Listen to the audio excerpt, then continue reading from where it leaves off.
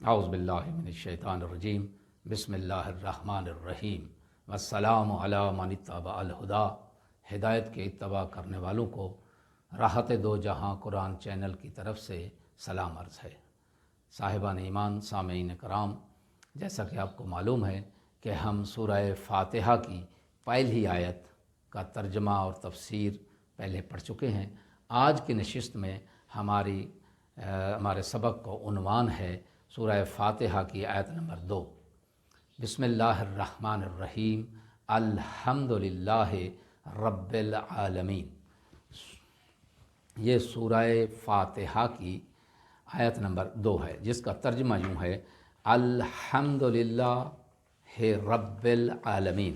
तमाम तारीफ़ें उस अल्लाह के लिए हैं जो आलमीन का रब है। तारीफ़, हम्द, एक होता है मदा, एक होती है हम्द।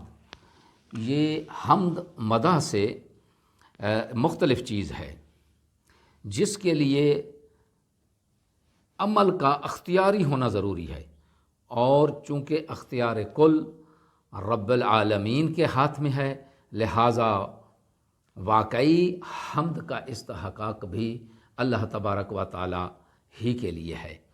ये जो जुमला अल्हम्दुलिल्लाह, अगरचे ये कलाम खालिक है, लेकिन ये दर हकीकत अपने बंदों की तरबियत के लिए है कि हम तारीफ़ का तरीक़ा कैसे सीखेंगे अगर हमें ये ना बताया जाए कि हम्द कैसे की जाती है।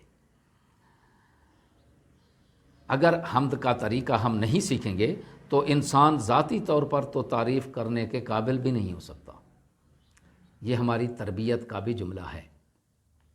ये भी वाज़ेह रहे कि दुनिया में आम तौर से तारीफ़ के 4 असबाब बयान किए जाते हैं। जिसकी तारीफ़ की जाए उसमें ये 4 चीज़ें होती हैं। 4 चीज़ों में से कोई एक चीज़ होती है तो वो तारीफ़ के काबिल होता है। मसलन नंबर 1 पे ये है कि उसमें अगर ज़ाती कमाल कोई पाया जाए तो वो उसकी तारीफ़ के काबिल होता है। दूसरा उसमें यह है कि अगर उससे कोई फ़ायदा हासिल हो तो फिर वो तारीफ़ के काबिल होता है। तीसरा यह है कि अगर उससे कोई फ़ायदा हासिल होने की तवक्को हो तो फिर उसकी तारीफ़ की जाती है। या चौथा नस्सर जो है वो, या सबब जो है वो है खौफ, या उससे खौफ हो तो फिर उसकी तारीफ़ की जाती है। परवरदिगार आलम इन चारों जिहाद का हामिल है।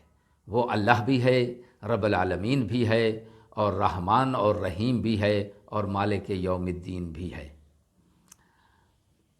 लिहाजा वो हर किस्म की तारीफ़ का हक़दार है, और उसके अलावा कोई दूसरा तारीफ़ का हक़दार नहीं है। हाँ, वो ख़ुद अगर किसी को मोहम्मद बना दे तो ये और बात है। ये कलाम खालिक जो दर हकीकत बंदों की तरबियत के लिए है, इसका एक बेहतरीन नमूना हज़रत अली इब्न अबी तालिब अलैहिस्सलातु वस्सलाम के ख़ुतबा से हमें मिलता है, जो कि नहजुल बलागा के इब्तिदा में ही पहला ख़ुतबा है, ख़ुतबा तौहीद। उसमें जो आपने तारीफ़ की है वो भी हमारी तरबियत का एक बेहतरीन हिस्सा है, और इस तरह हमें इस तारीफ़ करना सीखना चाहिए। आप फरमाते हैं कि अल्हम्दुलिल्लाहिल्लज़ी ला यबलुगु मिदहतहुल काइलून। तमाम हम्द उस अल्लाह के लिए है जिसकी मदह तक बोलने वालों की रसाई नहीं। इससे आगे जो अल्फाज हैं उनका मैं सिर्फ़ तर्जमा अर्ज़ किए देता हूँ। आप फरमाते हैं कि जिसकी नेमतों को गिनने वाले गिन नहीं सकते, ना कोशिश करने वाले इसका हक़ अदा कर सकते हैं, ना बुलंद परवाज़ हिम्मतें उसे पा सकती हैं, ना अक्ल व फ़हम की गहराइयाँ उसकी तह तक पहुँच सकती हैं। उसके कमाल ज़ात की कोई हद मुअय्यन नहीं, ना उसके लिए तौसीफ़ी अल्फाज हैं, ना उसकी इब्तदा के लिए कोई वक्त है जिससे शुमार में लाया जा सके।